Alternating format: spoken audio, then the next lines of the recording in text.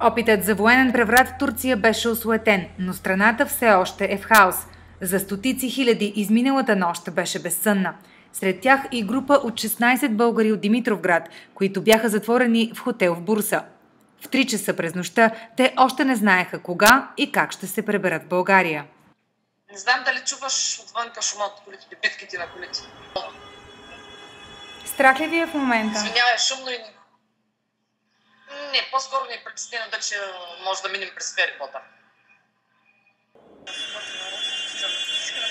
Галина Канева отпътува за Бурса преди няколко дни заедно с още 15 души от нейния състав.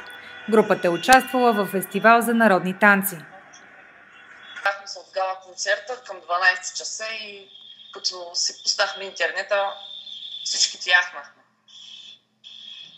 Разбирам, в Бурса усеща ли се, има ли много хора по улиците? Сега като погледнеш отвън през прозореца, колко хора можеш да опишеш по улиците? Много. Не знам дали се чуват клаксоните на колите. Чувам ги в момента. Бях решила да правя клип на колите на хората отвънка, но от хотел ми забраниха, казаха по-добре изобщо не снимайте. Да не снимаш, не действай. С групата пътува и 10-годишната дъщеричка на Галя. Имаше възможността да заспи преди да почне големия шум навънка и сега се спи слабо. От българското консулство в Бурса са уверили нашите сънародници, че е безопасно да потеглят обратно към България в събота. Притесненията обаче остават. Аз сме под напрежение.